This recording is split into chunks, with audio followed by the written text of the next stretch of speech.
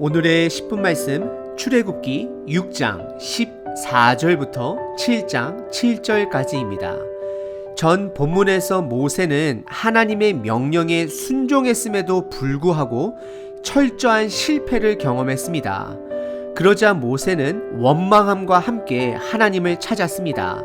하지만 하나님께서는 모세를 계속해서 격려하시고 또다시 바로왕 앞에 서야 할 것을 명령하시고 계십니다. 오늘 본문은 결국 바로왕의 강팍해진 마음으로 애굽을 향한 하나님의 10가지 재앙 전에 성경은 큰 그림을 보여주고 있습니다. 출애굽기는 모세가 가나안 땅에 들어가는 그들의 2세들을 위해 쓴 책입니다. 그러다 보니 하나님의 10가지 재앙 전에 구원의 큰 그림을 갖도록 하는 내용입니다. 그리고 동시에 예수님 시대 이후 성령 시대에 사는 우리들로 하여금 족보와 사명을 통해 우리는 예수님의 증인이라는 것을 다시 한번 상기시켜주고 있습니다. 오늘 본문은 크게 두 가지로 나눌 수 있습니다. 이스라엘의 족보 이야기입니다. 두 번째는 부름을 받은 모세와 아론을 다시 한번 강조시킵니다. 첫 번째 족보 내용은 14절서부터 27절까지 야곱의 12자녀를 시작으로 그들의 족보 이야기가 나옵니다.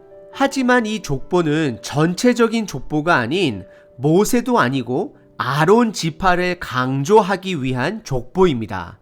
하나님께서는 모세가 아닌 아론 지파를 강조하는 것은 하도 모세가 나는 말을 못한다, 어눌하다, 불평하면서도 하나님 앞에서는 할 말을 다하는 모세에게 공식적으로 아론이 모세를 돕는 리더임을 가나안 땅에 들어가는 2세들에게 그리고 우리들에게 공식적으로 선포하고 있는 본문입니다.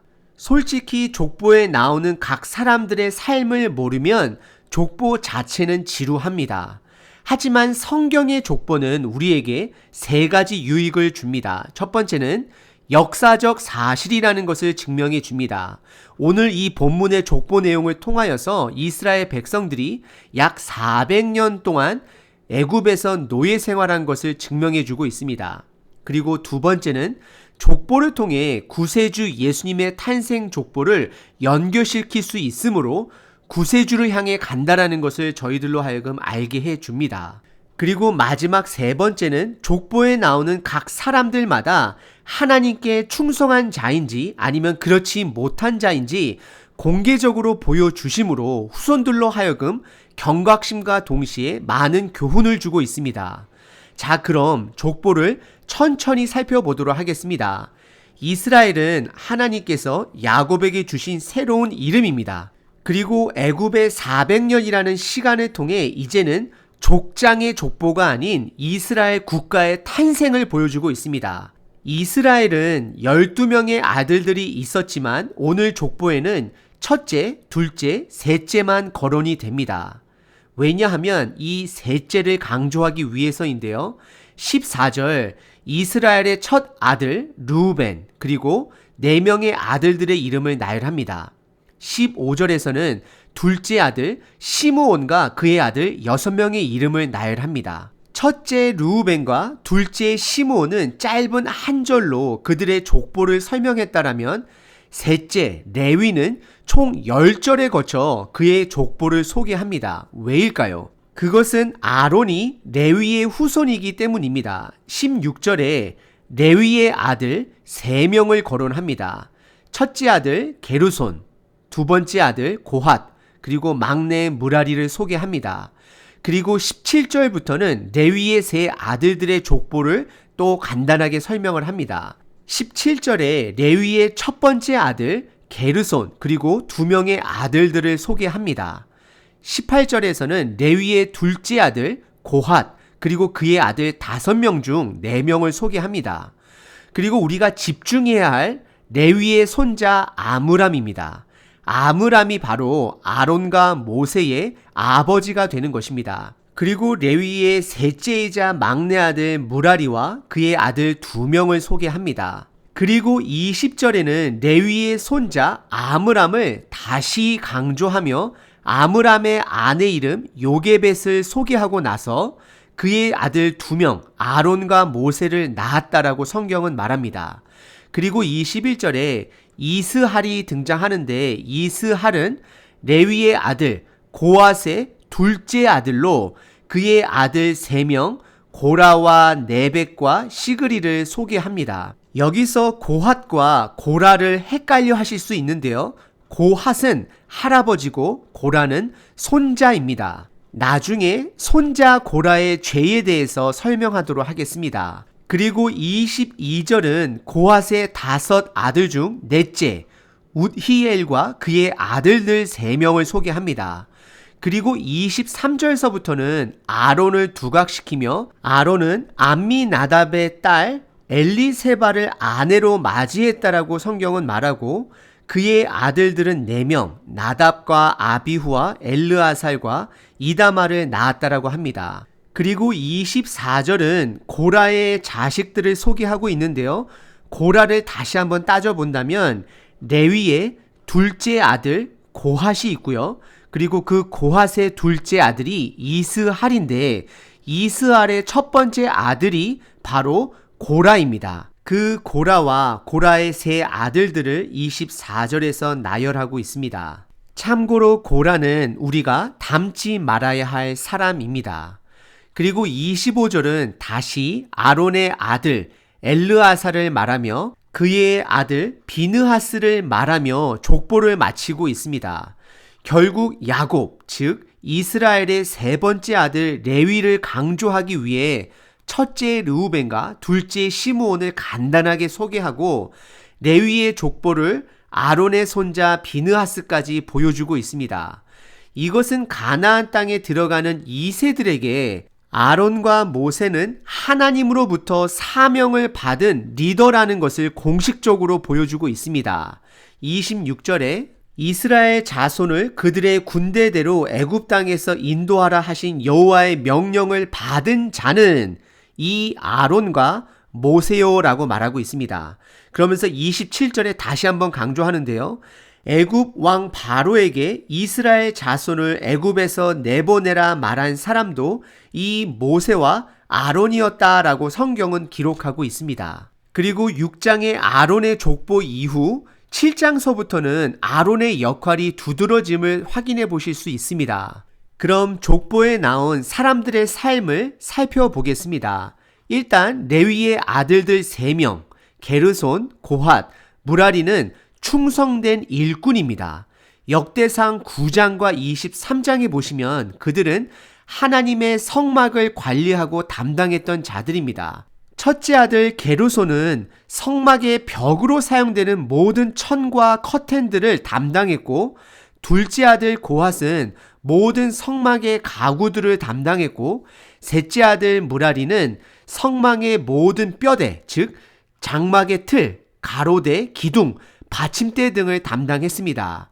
그래서 이스라엘 2세들이 이들의 이름을 확인하고 읽을 때마다 선조들의 헌신을 기억했을 것이고 또 그 당시에 성전을 관리하는 분들을 동시에 떠올렸을 것입니다. 저 또한 이 레위의 3 아들들을 통해서 묵묵히 교회를 관리하시는 집사님들과 권사님들이 떠올려집니다. 그리고 고핫의 손자 고라는 민수기 16장에 모세에게 반역했던 자였습니다. 고라의 가족들은 야심이 많은 자들이었습니다. 하나님이 주신 임무를 만족하지 않았던 자들이었습니다. 우리 교회 주변에도 안타깝게 이런 분들도 계십니다. 하지만 우리 모두가 다 부족한 사람으로서 품어야 할 한 가족들입니다. 하지만 구약의 고라의 가족들의 결말은 처참합니다. 땅이 갈라지고 입을 열어 그들의 집과 그 모든 사람들과 재산을 삼켜버렸습니다. 그들의 자손들은 멸망하고 공동체에서 사라져 버렸습니다. 하나님은 고라의 반역을 그마만큼 경멸하셨습니다. 예수님께서 제자들에게 항상 낮은 자리에서 서로 섬겨야 함을 강조한 것은 우리 모두의 마음속에 이런 고라와 같은 마음이 있기 때문입니다. 그리고 6장 23절 아론의 아들들의 이름들 중 2명 나답과 아비후에 대해서 살펴보겠습니다. 나답과 아비후는 하나님이 말씀하신 방법대로 향로에 불을 붙이지 않고 본인들이 원하는 대로 하나님이 허락하지 않은 방법으로 불을 피우다가 죽은 자들입니다.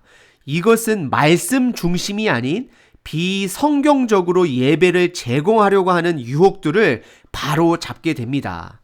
그리고 족보의 마지막은 25절 아론의 손자 비느하스로 족보를 마치게 되는데, 비느하스는 하나님의 거룩한 분노를 가진 자였습니다.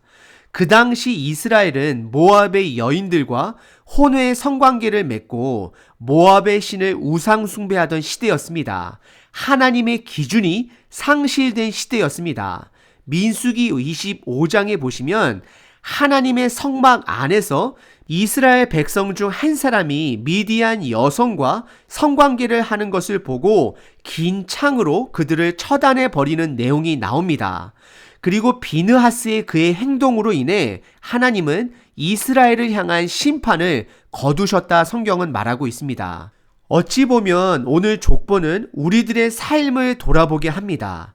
우리들의 이름이 성경에 기록되지는 않지만 믿음의 공동체가 나의 이름을 나중에 들었을 때 그들은 어떤 사람으로 기억할까요? 믿음의 본이 되는 사람으로 기억할까요? 아니면 경고 및 배우지 말아야 할 사람으로 기억이 될까요? 그리고 오늘 족보에 예수님의 족보와 연결되어 있는 족보 부분이 있는데요. 23절입니다. 아론은 암미나답의 딸 엘리세바를 아내로 맞이했는데요. 성경의 표현을 자세히 보시면 암미나답의 딸 나손의 누이라고 이야기를 합니다. 나손과 암미나답을 등장시키는데요. 그들은 유다 지파 사람들로 마태복음 1장 4절에 유다 지파에서 나온 예수님의 족보에 나오는 자들입니다. 오늘 아론을 강조하기 위한 족보를 보게 되면 본이 되는 사람들도 있고 본이 되지 못하는 사람들도 있습니다. 우리의 온전한 본이 되어주시는 분은 바로 예수님인 것입니다. 그리고 오늘 본문의 두 번째 부분은 6장 28절서부터 7장 7절까지 그동안의 이야기를 다시 한번 점검해주고 드디어 완악한 바로의 마음으로 인해 하나님의 강한 손이 애굽을 향해 10가지 재앙으로 벌하시기 전에 한 번 더 모세와 바로의 사명을 점검해주고 있습니다. 이것은 우리들로 하여금 우리들 사명 또한 다시 한번 점검해야 함을 알려주고 있는 것입니다. 광야의 2세들은 오늘 본문을 읽으며 하나님을 신뢰하고 그 약속의 가나안 땅에 순종함으로 입성해야 함을 다시금 결단했을 것이고, 우상이 가득한 가나안 땅 안에서 하나님만을 신뢰하고 예배해야 함을 결단했을 것입니다. 28절에 여호와께서 애굽 땅에서 모세에게 말씀하시던 날에라고 시작을 하며 큰 그림을 우리에게 다시금 주고 있습니다. 29절은 하나님은 모세에게 바로 왕에게 가야 할 것을 명령하십니다. 하지만 30절에 모세는 하나님께 본인의 입은 아둔한 입인 것을 드러냅니다. 이것은 4장과 6장에 모세가 계속해서 하나님께 본인의 뻣뻣한 입과 둔한 혀 탓을 계속해서 했음을 보여주고 있습니다. 그리고 7장 1절 하나님께서 공식적으로 아론을 모세의 대언자로 세우십니다. 이 장면은 어떻게 보면 예언자를 위한 예언자를 세운 것입니다. 모세가 하도 못한다고 빼니까 하나님께서 그에게 그의 형 아론을 세워주신 것입니다. 그리고 하나님은 7장 2절부터 4절까지 바로 왕에게 가서 하나님의 말씀을 전달해야 할 것을 계속해서 명령하십니다. 하나님은 그들에게 바로 왕을 설득해야 한다 말씀하지 않았습니다. 단지 하나님의 말씀을 전하기만 하면 되는 것이었습니다. 하나님의 명령에는 모세와 아론의 능력이 전혀 중요하지 않습니다. 하나님의 주권과 그의 능력만이 기초가 되는 것입니다. 하나님은 모세에게 논쟁이 아닌 순종을 해야 함을 가르치시고 있는 것입니다. 그리고 불안해하는 모세에게 7장 1절에 모세를 바로의 신같이 되게 해주신다 말씀하십니다. 원어로 보시게 되면 같이라는 표현이 없고 모세를 바로의 신이 되게 하겠다라고 말씀을 하십니다. 이것은 두 가지 뜻이 담겨져 있습니다. 첫 번째는 모세를 통해 바로 왕은 신이 아님을 드러내시겠다 하는 것과, 두 번째는 모세가 바로 왕의 신이면 하나님이야말로 진정한 유일신이라는 것을 드러내기 위한 목적이 있는 것입니다. 그리고 7장 7절에 모세와 아론의 나이를 각각 80세 그리고 83세로 3살 터울로서 나이든 그들의 모습을 보여줍니다.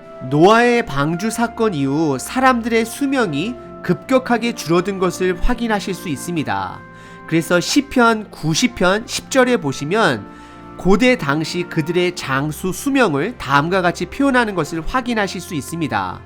우리의 연수가 70이요 강건하면 80이라 말하고 그 삶은 신속하게 날아간다라고 표현하고 있습니다. 하나님을 위한 삶은 나이가 중요하지 않습니다. 80세라도 시작할 수 있고 더욱더 하나님께서 그들을 사용하실 수 있는 것입니다. 문제는 우리의 자세입니다. 바로는 끝까지 마음이 완강하여 하나님의 백성을 보내지 않을 것입니다. 그럼에도 불구하고 모세와 아론은 하나님을 신뢰하고 하나님께서 바로 왕에게 가라 하면 그 명령에 순종해야 하는 것입니다. 오늘 본문은 아론의 역사적 족보와 하나님의 사명에 대해서 다루었습니다. 하나님은 우리들로 하여금 복음을 세상에 설득하라 말하지 않습니다. 우리들로 하여금 선포하라 말씀하십니다. 우리는 삶으로 복음을 선포해야 하고 말씀으로 선포해야 합니다. 그럼 우리의 능력이 아닌 하나님의 능력으로 하나님만이 드러나실 것입니다. 오늘 하루 험한 세상에 주눅들지 마시고 담대하게 하나님의 자녀로 어깨를 펴시고 담대하게 사랑의 복음을 선포하시는 하루 되시길 바랍니다.